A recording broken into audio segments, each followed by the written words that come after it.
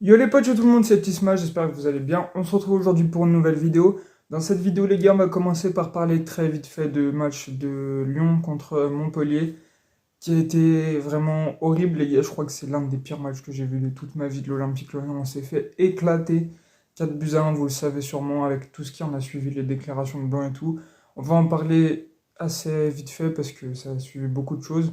J'ai pas envie non plus qu'on s'enterre là-dedans parce que oui, c'est la crise à Lyon. Et c'est quelque chose qu'on va devoir changer parce qu'il y a des trucs à faire et qu'on doit se relever. Donc ça, on va en parler. On continuera avec le mercato et peut-être nos deux petites stats. Et aussi une annonce sur le maillot sort de l'Olympique Lyonnais. Enfin, une annonce, une rumeur. Je vous montrerai la photo en fin de vidéo, les gars. C'est parti donc pour cette vidéo. On va commencer avec la terrible désillusion. Lors de notre première rencontre au Groupama Stadium contre le MHSC, on s'est fait atomiser 4 buts à 1, comme je l'ai dit. Juste avant, les gars, il n'y a rien eu dans ce match. Vraiment rien du tout.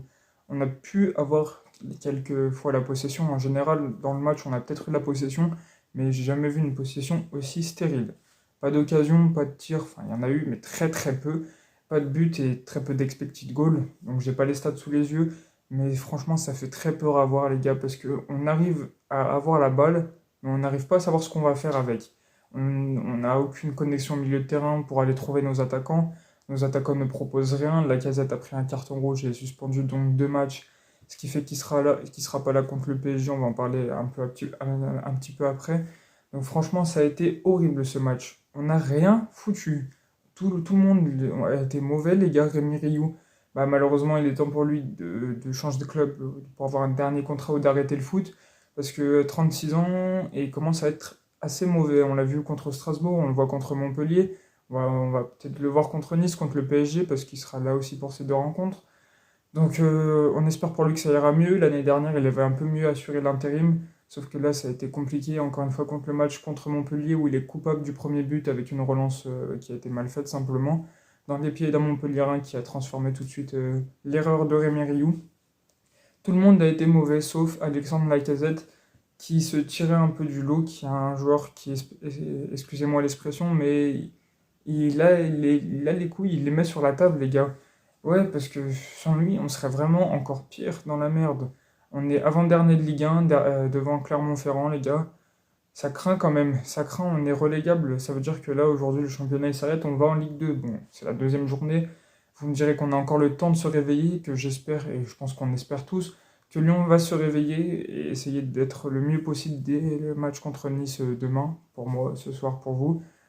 Et pourquoi pas viser l'Europe. Mais bon, là, j'y crois très très peu, les gars. Parce que oui, si on fait la même chose que contre Montpellier, on propose rien, où tous nos joueurs sont éclatés.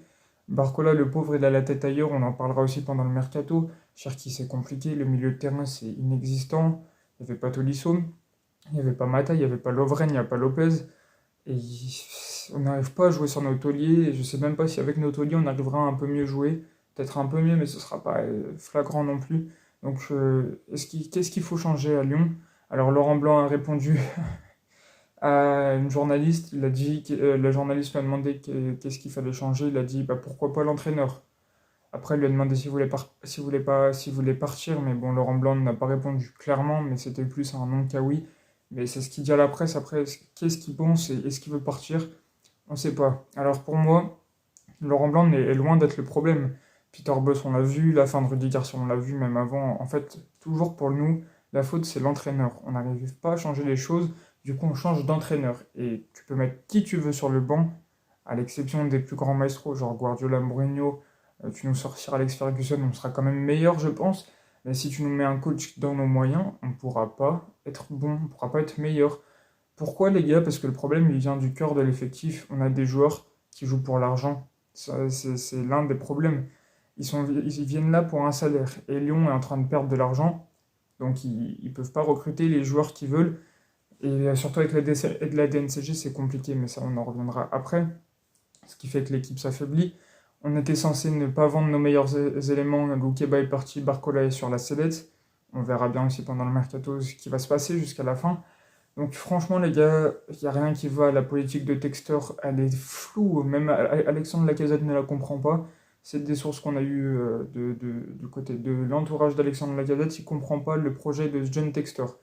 Moi non plus, les gars. Il est censé nous faire garder nos meilleurs éléments, qu'on n'est pas obligé de vendre. Loukeba est parti, les gars. Notre meilleur joueur, l'un de nos meilleurs joueurs, du moins de la saison dernière, est parti, les gars, au RB Leipzig pour 35 millions d'euros. Alors dites-vous que Jérémy Doku, je sais même pas s'il a encore eu le bac, et ben il est parti pour 60 millions d'euros à Manchester City. Et franchement, je pense que là, on a plus de sûreté. C'est pour Castello Loukeba, qu'il a fait un peu plus, il a été plus régulier que Jérémy Doku, c'est vrai. En termes de talent pur, c'est pas le même poste. Jérémy Doku est très très bon, très très technique, très rapide. Et il a des qualités que Loukeba n'ont pas, mais en même temps, ils sont pas au même poste. Donc ça, je vais pas me permettre de dire. En tout cas, si Rennes vend Doku à 60 millions, Lyon aurait dû vendre Castello Loukeba au moins 60 millions d'euros aussi. Ça, je comprends pas non plus. Donc il faut changer la politique sportive, avoir un truc très clair pour que tout le monde soit d'accord et que tout le monde aille dans la même direction, les gars. Ensuite, il va falloir changer de coach. Alors je sais que je viens de le dire, le problème c'était pas le coach. Mais aujourd'hui, notre coach, notre entraîneur, j'ai dit 3 fois coach en 2 secondes, notre entraîneur, eh ben, il est désabusé. Vous voyez depuis plusieurs semaines en conférence de presse, il sait plus quoi faire. Ça se voit dans ce qu'il parle et tout. Dans ce qu'il dit, il n'arrive plus à rien avec ce groupe. Il n'y a plus personne qui veut jouer en fait. Très peu méritent de jouer avec le blason lyonnais. Ils n'ont pas envie de jouer et ça, je ne comprends pas pourquoi. Les gars, ils sont payés à jouer au foot. Le foot, c'est leur passion. Jouer sérieusement. Là, on a l'impression qu'ils s'en foutent tous. Il nous faut des joueurs qui mettent du rythme. On attend un bon 6. Il faut que Laurent Blanc ait ses armes. Il est désabusé par le mercato aussi. Mais on devrait avoir un 6 avant la fin. Mais c'est affaire à suivre. On en parlera tout à l'heure aussi. Donc c'est assez compliqué. Il faut changer d'entraîneur, je pense. Un entraîneur qui va rassembler les joueurs. Un entraîneur avec aussi des couilles. Je le répète. Désolé pour les mots un peu vulgaires, les gars. Mais bon, au point on en est, on peut se permettre. Donc il nous faut un entraîneur qui a des couilles, qui rassemble l'effectif, qui donne de la voix pour que les joueurs aient envie de jouer tous dans le même sens, dans le sens du club, et arriver à nous remettre sur le bon rail. Donc oui, je pense que Laurent Blanc n'est plus l'homme de la situation. Et j'aimerais bien voir vos retours, s'il vous plaît, en commentaire, pour voir ce que vous pensez de ça. Donc voilà pour ça aussi, les infos qui en ont suivi. Ça faisait 57 ans, j'allais dire 57 matchs, 57 saisons que Lyon n'a pas perdu ses 2 premiers matchs de championnat, donc ça montre encore une fois que c'est très très mauvais ce qu'on est en train de faire face à des équipes qui sont pas exceptionnelles non plus. Strasbourg, gros recrutement, aussi Montpellier fait un bon recrutement, moindre que Strasbourg, moindre que Reims, mais loin d'être un des pires de Ligue 1, franchement ils font un très bon recrutement, Montpellier. Et donc certes, c'est des équipes qui marchent bien, qui ont un bon équilibre dans leur direction, et ça se reflète sur le terrain. C'est pas des équipes exceptionnelles non plus. Aujourd'hui, on joue contre Rennes, on prend au moins 6 ou 7 buts. Enfin, si on fait la même prestation que contre Montpellier, enfin voilà, c'est assez compliqué. Ensuite, Olas a tweeté, enfin a répondu à un tweet en disant ouais, il faut peut-être ramener l'entraîneur de Botafogo. Et soi-disant, le lendemain, il a dit que son compte Twitter a été piraté. Je vais pas m'exprimer sur le sujet, je sais pas si c'est vrai ou si c'est faux, ou si c'est du Olas. Est-ce qu'il s'est vraiment fait pirater ou non? Je sais pas vraiment. Et ça me fait un peu peur. Parce que si tout le monde se désaccorde dans le club, ok, aujourd'hui Olas n'a plus grand chose à voir avec le club au moment où on parle, enfin dans l'administration. Mais bon, voir tout le monde se tirer des balles, franchement, c'est pas sain du tout et c'est ce qui fait qu'on n'a plus aucun équilibre. Le projet sportif, on sait pas ce que c'est. On n'a pas de directeur sportif. Le recrutement est bloqué par la DNCG. Un coach désabusé, ça se reflète sur le terrain. Et les joueurs qui eux aussi sont désabusés et qui n'ont même plus envie de jouer au foot. Donc voilà la crise de l'Olympique Lyonnais, les gars. On va passer à des choses un peu mieux. On va parler de mercato parce que franchement, on a besoin de souffler, les gars. On va commencer du coup avec le mercato dans le sens des arrivées. Vous avez dû en entendre parler, les gars, de la pépite ghanéenne de 19 ans de Nordjylland en première division danoise, qui s'appelle Ernest Nuama, et va s'engager avec l'Olympique Lyonnais. Vous l'avez sûrement entendu. Il a passé sa visite médicale, il a signé son contrat. Tous les papiers sont signés, sauf que ce qui bloque, ce qui fait que c'est pas officialisé, on ne sait pas vraiment ce que c'est. Parce que oui, le transfert aurait dû être officialisé il y a déjà peut-être 2 jours même. Il a déjà commencé à s'entraîner, même si hier il ne s'est pas entraîné dans le quart d'heure presse en tout cas. On ne sait pas s'il a fait le reste de la séance, on imagine que non. Mais pourquoi ça bloque en fait les gars, cette pépite ailier ou buteur de 19 ans qui est Ernest Nuama, qui peut apporter d'ailleurs un bien fou à l'Olympique Lyonnais, qui va faire plaisir, c'est notre renfort offensif du mercato je pense. Pourquoi il signe pas? Alors il y a une petite info, qui n'est pas vraiment avéré, on ne sait pas si c'est vrai ou pas, on ne connaît pas la fiabilité de la source. En fait, ce serait que Nordjylland, le club de Noama, n'aurait pas reçu l'argent du transfert. C'est un prêt avec option d'achat qui sera d'environ 30-35 millions d'euros. Je crois que c'est 34, ce qui fait que ce sera le joueur le plus cher de l'histoire de l'Olympique Lyonnais. On parle d'un joueur de 19 ans qui joue au Danemark, hein. 34 millions d'euros qu'on va devoir payer pas cette année, l'année prochaine, parce que ce serait un prêt d'option d'achat obligatoire. Et ouais, ça fait ça fait mal à quand même un joueur de 19 ans qu'on paye aussi cher, qui est le plus cher de l'histoire de Lyon. On espère que ce sera pareil sur le terrain, les gars, parce que si nous fait une Amin Sarr, ça va pas aller, les gars, et ça, on va commencer à le payer très cher. Donc, on va voir ce que ça donne pour lui lors des prochains jours. Mais du coup, le problème, ce serait que Nordjylland n'ait pas reçu l'argent du transfert. Alors, je sais pas si c'est parce qu'il y a le prêt payant ou s'ils veulent recevoir l'argent, l'option d'achat obligatoire maintenant. Je pense que c'est ça, je pense qu'ils veulent recevoir les 34 millions d'euros maintenant. Vous le savez, en gros, je sais pas si, enfin ça, je sais pas si vous le savez, mais le club qui vend, eh ben, ils vont étendre les dettes du transfert, genre les 34 millions d'euros, ils vont les répartir sur les années de contrat. Donc ils vont dépenser chaque année, par exemple, s'il a un contrat de 5 ans, un cinquième du montant de transfert. Là, Ernest Momor a un contrat de 7 ans, si je dis pas de conneries, ou un peu plus bas, 6 ou 5 ans. Il me semble que c'est 5 ans, je crois. Ce sera vérifié. Et il me semble qu'il aura un contrat de 5 ans, donc Lyon va répartir sur les 6 prochaines années, donc avec le prêt, enfin un sixième du transfert, un sixième de 34 millions d'euros, tandis que Nordjylland va recevoir les 34 d'un coup. Donc je pense que ça se passe avec le banquier. Ça commence par un prêt d'argent, je pense, c'est même évident. Et du coup, bah, pour le moment, le club n'a pas reçu cet argent, donc ce qui fait que le transfert n'a pas été officialisé. On espère quand même qu'il va le faire parce qu'il a l'air d'avoir des talents assez exceptionnels, mais bon, ça devrait être le cas, on va pas s'inquiéter pour le moment. Là, on va s'inquiéter, c'est dans le dossier du 6. Laurent Blanc veut un 6, ce sera pas Renato Tapia, ce sera pas Pathé 6, normalement ce sera Guido Rodriguez, j'en avais parlé la semaine dernière. Le club lyonnais et le joueur du Betis, et ben, normalement, ils ont un accord. Donc normalement, le joueur est d'accord pour aller à Lyon. Tout est prêt sur la table. Il y a que quelques papiers entre le joueur et Lyon qui restent à signer et tout. Donc normalement, ce côté-là, entre le joueur et notre club, c'est bon. Maintenant, avec le club sévillanois, le Betis, on va dire, et ben Lyon n'est pas d'accord avec le Betis. Le président a fait une annonce comme quoi les offres lyonnaises, pour l'instant, ils n'en ont pas accepté. Il y a une offre de 10 millions d'euros, une offre maintenant, c'était la dernière de 12 millions d'euros, bonus compris. Ils en attendent plus. Est-ce qu'on va pouvoir se permettre plus? Ça, c'est la question avec la DNCG. On espère pouvoir se mettre d'accord, mais on temporise parce qu'il reste une année de contrat. Et normalement, bah, à la fin du mercato, ils auront espéré le vendre. Et ça, on ne sait pas si ce sera fait, oui ou non, si ça va pouvoir se faire. Mais pourquoi pas le brader à la fin du mercato dans les dernières heures? On sera peut-être fixé la semaine prochaine, j'espère. On va pas attendre non plus le 31 août avant de faire le coup, parce que si ça marche pas, on va devoir avoir une solution d'urgence et pour le moment, on ne trouve pas forcément. Donc on espère que ça va se faire parce que Guido Rodriguez, c'est un très bon joueur, l'Argentin champion du monde avec de l'expérience, qui va pouvoir amener, je pense, beaucoup de choses à l'OL. Je pense que c'est une recrue parfaite pour Lyon.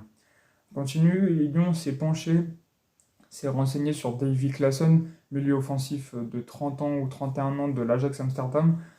Ça ne devrait pas se faire, je vous le dis tout de suite, Lyon c'est juste renseigné, mais pour le moment, rien, aucun accord avec lui, avec l'Ajax, aucune offre formulée.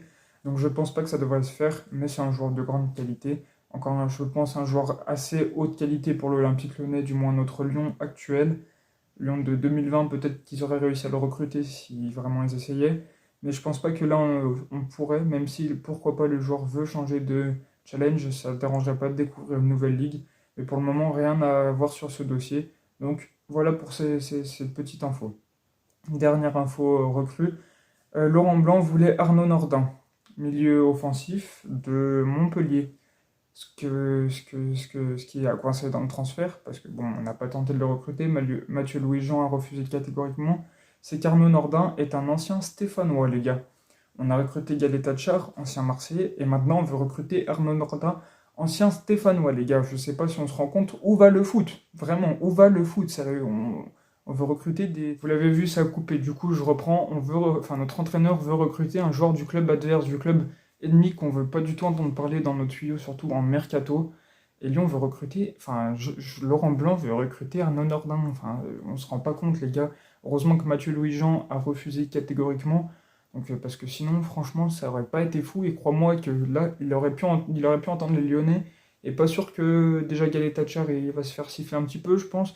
Alors, Arnaud Nordin, je vous dis même pas comment ça serait passé s'il serait venu à Lyon, en tout cas. Mais bon, voilà pour le mercato. On va pas en parler plus de Nordin parce que ça ne se fera pas. Mais du coup, on va parler maintenant des rumeurs de départ et d'abord l'officialisation. Karl Toko Ekambi part, les gars, à Abba en Arabie Saoudite pour 1,7 million plus 300 000 euros de bonus. Je vais y arriver. Enfin, c'est ce truc, c'est Karl Toko Ekambi qui nous aura fait chier du début à la fin en cassant une poubelle, en faisant chute aux supporters lyonnais, en se les mettant tous à deux, tous à dos. Enfin, on peut s'en débarrasser, les gars. C'est quelque chose de. Oh, les émotions, les gars. C'est comme si on avait gagné la Ligue des Champions. Ouah, on l'a vendu. Il voulait rompre son contrat. Il voulait partir gratuitement. On a réussi à le vendre et à en tirer. Bon, 2 millions d'euros, c'est pas fou. Mais à en tirer de l'argent, ça fait plaisir. Enfin, un indésirable qui bouge avant la fin du mercato, ça fait du bien. D'ailleurs, on veut vendre Tino Kadewere et Montpellier sur le coup, mais pour le moment, rien du tout. C'est vraiment pas fou. On veut vendre Jeffrey Adélaïde. Lorient est sur le coup aussi, donc on verra comment ça se passe pour lui aussi. Il a des offres à l'étranger, on verra donc. On espère les vendre ces joueurs, mais Toko Ekambi, ça fait plaisir. Ouf, enfin. Et malheureusement, une rumeur qui fait moins plaisir, Barcola au PSG. Alors ces derniers jours, on entend tout et rien sur Barcola. On entend tout ce qui est existable, on l'entend. On a entendu qu'il aurait dit au staff, à la direction, qu'il voudrait partir, qu'il aurait annoncé son départ. On a aussi entendu que il était encore mitigé, il ne savait pas encore sa décision, il hésitait, il voulait pas se mettre à dos le club. Mais moi, les gars, ce que j'en pense, et c'est que d'ailleurs les rumeurs du fait qu'il aurait dit à tout le monde qu'il s'en allerait et qu'il va s'en aller, les rumeurs elles viennent de qui? Fabrice Hawkins. Fabrice Hawkins, journaliste spécialiste du PSG d'RMC, qui est très souvent fiable. Mais pourquoi il est fiable? Parce qu'il a des grosses sources. Et ces sources, c'est Georges Mendes, l'agent du coup de Bradley Barcola. Il nous l'a montré par le passé, Fabrice Hawkins, qu'il tire beaucoup, beaucoup de ses informations de Georges Mendes, le plus grand agent actuel du foot, on va dire les termes. Mais du coup, Georges Mendes ferait tout. C'est l'hypothèse, la grosse hypothèse que tout le monde confirme, et que même Hugo Guillemet confirme, on va en parler aussi, que en fait, ils veulent tout faire pour que Barcola se mette à dos les supporters et qu'il parte, pour faciliter son transfert. Georges Mendes veut pousser Barcola au PSG. Georges Mendes, il a de très très grosses affinités avec Luis Campos, le directeur sportif du PSG, et du coup, en fait, Mendes, c'est un peu l'agent du PSG. Et du coup, Barcola est du coup son client aussi. Et ce qui fait qu'il veut l'amener au PSG, donc ça on le sait, c'est pas nouveau. Et il veut tout faire pour que en fait, on n'aime plus Barcola et qu'il parte au PSG. Donc il va falloir dans ce dossier arrêter de croire Fabrice Hawkins. Ça me fait un peu chier parce que RMC c'est toujours des sources très fiables. En général, Hawkins aussi, il nous a montré aussi que ses sources étaient justes, mais malheureusement, elles sont dictées par un peu l'un des chefs du football moderne, c'est-à-dire un agent, le plus grand agent, comme je l'ai dit. Et du coup, ça montre qu'il y a des trucs à se méfier, les gars, surtout dans les rumeurs. Et je vous conseille d'écouter plutôt Hugo Guillemet, parce que Hugo Guillemet, lui, il nous montre les sources plutôt internes de l'Olympique Lyonnais, il nous montre ce qui se passe réellement dans ce dossier. Et encore une fois, Hugo Guillemet n'a presque jamais tort. On l'a vu dans beaucoup de dossiers, le dossier Loukeba, le dossier Noama. Enfin, ce mercato, Hugo Guillemet est vraiment très très bon. Et je pense du coup qu'on devrait plutôt suivre ces informations que celles de Fabrice Hawkins, qui sont pas très mauvaises, surtout dans ce dossier, alors que d'habitude elles sont très bonnes. Mais là, dans ce dossier, c'est vraiment pas fou, puisqu'il est à la merci de Georges Mendes, c'est un peu un de ses pions. Voilà pour le mercato, on a fini avec l'offre qu'on ne veut pas écouter. On espère conserver Bradley Barcola, qui fait un mauvais début de saison, compréhensible parce qu'il a la tête ailleurs, on va pas se mytho, et qu'on espère garder parce qu'il a un talent assez exceptionnel et qu'il faut encore le sculpter. Il a une marge de progression aussi folle, donc on espère pouvoir conserver notre pépite. Voilà pour le mercato, on va passer à des petites stats et au maillot Third, les gars. C'est parti. Avec les 2-3 petits trucs, on va commencer avec une stat. Lors des 10 dernières années, l'Olympique Lyonnais a vendu 320, dans sa balance transfert, 321 millions d'euros positifs. Ça veut dire qu'on a vendu pour beaucoup d'argent et qu'on a recruté aussi un peu pour moins. Ce qui fait qu'on est dans le positif, dans la balance transfert. de 321 millions d'euros. Je ne sais pas si je l'ai bien expliqué, mais je pense que vous avez compris. On est bénéf sur les 10 dernières années sur nos transferts. Il nous reste 321 millions d'euros. On est le deuxième club de Ligue 1 après Lille qui se joue à 200 000 euros près. Donc c'est vraiment assez très peu. Donc on est vraiment bon en mercato lors des 10 dernières années. Malheureusement, ça risque d'être moins bon lors des prochaines années. On espère vraiment que ça va se clarifier avec Textor et que la politique sportive qu'il veut mettre en place, c'est-à-dire de garder ses meilleurs éléments et pourquoi pas un jour les vendre, mais très très cher, pas comme Loukeba. C'est cher, 30-35 millions d'euros, mais comparé à Doku, comme je l'ai dit, c'est très peu. Donc on verra ce que ça se passe aussi lors des prochaines années. Mais par exemple, le PSG est dans le négatif, c'est le pire club de Ligue 1, avec moins 800 millions d'euros. Donc ça montre leur politique sportive exceptionnelle au PSG qui était vraiment affreuse. Donc voilà pour cette info, elle fait un peu plaisir. Autre info, Rémi Vercoutre serait approché par Thierry Henry pour être l'entraîneur des gardiens de l'équipe de France Espoir. On verra ce qui se passe. Mais s'il prend ce poste, il n'est pas forcément dit qu'il démissionne de l'Olympique Lyonnais. Il pourrait faire les deux en même temps.